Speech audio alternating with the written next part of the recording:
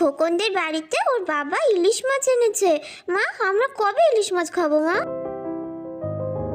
কি গো শুনছো?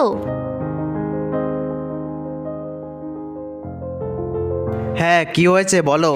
তোমার মেয়ে কি বলে শোনো, পাশের বাড়ি খোকনের বাবা নাকি আজকে ইলিশ মাছ এনেছে। টুম্পার তা দেখে খুব লোভ হচ্ছে, তাই তো আমার কাছে এসে বায়না করছে। তুমি এবছর আমাদেরকে একদিনও ইলিশ মাছ খাওয়ালে না। যাও না, আজকে একটু করিমপুরের হাট থেকে ইলিশ মাছ নিয়ে আসো না। আজকে শনিবার না? হ্যাঁ, আজকেই তো শনিবার।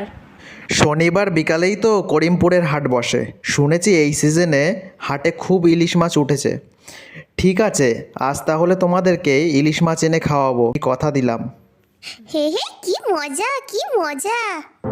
কমলেশ বিকাল 3:30 নাগাদ বাজারের ব্যাগ হাতে নিয়ে বেরিয়ে পড়ল হাটের উদ্দেশ্যে। করিমপুরের হাট বাড়ি থেকে প্রায় 3 কিলোমিটার দূরে। কমলেশ হেঁটেই সেখানে যাতায়াত করে।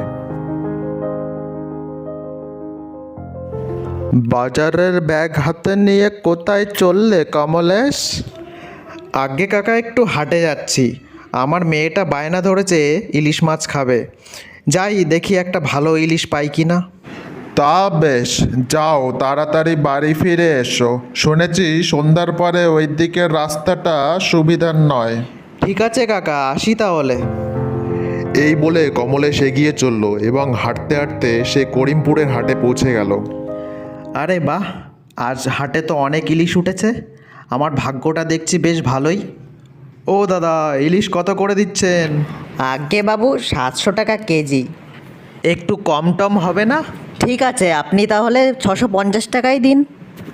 আচ্ছা, আমাকে তাহলে 1 কেজি ওজনের একটা দিন তো। কমলেশ ভীষণ খুশি মনে মাছ হাতে নিয়ে চলল বাড়ির দিকে। অনেকটা পথ হেঁটে কমলেশের কষ্ট হয়ে গেছে।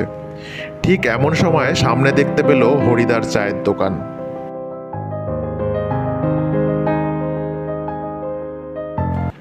হরিদা, একটা চা হবে?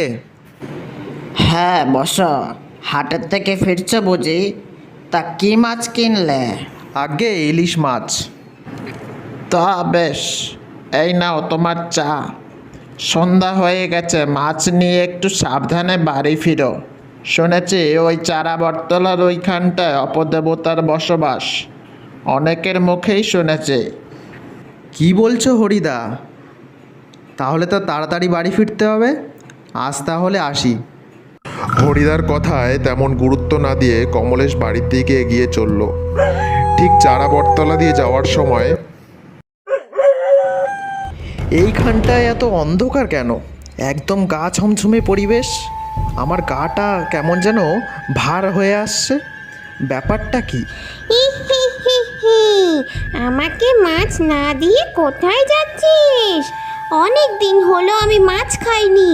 দে বলছি, দে আমাকে, না হলে তোকে মেরে তোর রক্ত খাবো।